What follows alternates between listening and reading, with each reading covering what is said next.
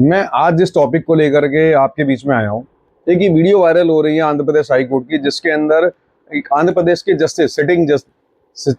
Justice ने एक young अधिवक्ता को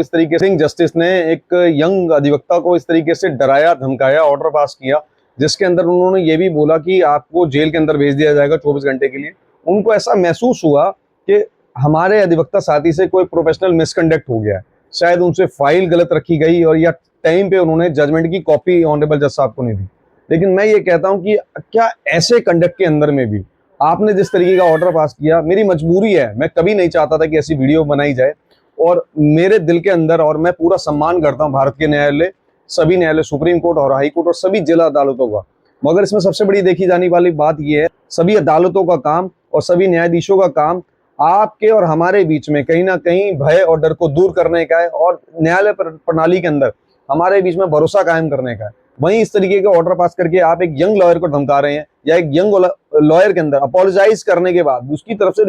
से मल्टीपल टाइम रिक्वेस्ट करने के बाद भी, माफी मांगने के बाद भी उसको माना नहीं गया उसकी माफी को। आप ये देखिए कि इस तरीके से आप क्या एग्जाम्पल सेट करना चाह रहे हैं। आप यंग लॉयर्स को डराना चाह रहे हैं। मैं मानता हूं कि हो सकता है हमारे यंग साथी ने कोई ना कोई गलती कर दी होगी, तो क्या उस गलती की माफी नहीं है, या वो गलती इतनी बड़ी है? तो मैं ये भी पूछना चाहूंगा कुछ सवाल ऐसे कि भारत के अंदर जब से वीसी स्टार्ट हुई है, बट एक्सेस तो कई चीजें तो पहले भी की जाती थी, मगर जब से वर्चुअल हियरिंग का प्रोसेस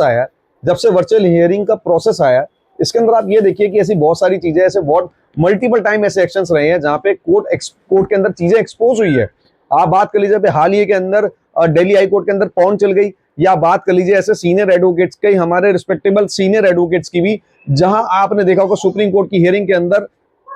सिगरेट पीते हुए दिखाई दिए हैं, या कहीं कहीं पे कई लोग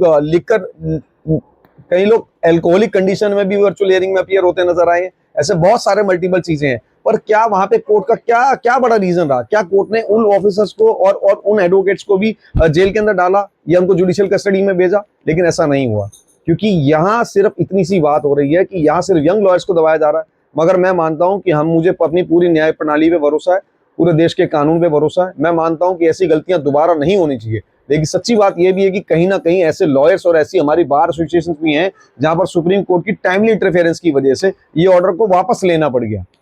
और लेकिन सबसे इंपॉर्टेंट चीज एक और भी देखो, आपकी पूरी वीडियो के अंदर अगर आप देखेंगे तो आपको दिखाई देगा कि यंग अधिवक्ता साथी अपने लिए अकेले लड़ रहे हैं, लेकिन पीछे बैठे किसी भी सीनियर ने इतनी हिम्मत नहीं करी कि जाकर के अधिवक्ता के लिए खड़े हो जाएं, या उनकी के लिए रिक्वेस्ट करें, या जज साहब से ये बोले कि सर गलती हो गई है, माफ कर दीजिए, यंग साथी है। लेकिन ऐसा नहीं किया गया। तो पर मैं मानता हूं कि ऐसी कंडीशंस में अपने सभी अधिवक्ता साथियों को एक दूसरे का साथ देना चाहिए, और जो यंग जनरेशन यहाँ किसी हिम्मत से, किसी मेहनत से और किसी तरीके से ये भरोसा करके आते हैं कि आप जैसे और हम जैसे कहीं ना कहीं यंग साथी अपने भाइयों के साथ खड़े होंगे और उनको कहीं ना कहीं स्टैब्लिश होने में मदद करेंगे, तो ये कहीं ना कहीं संदेह दिखाई देता है इन चीजों की वजह से।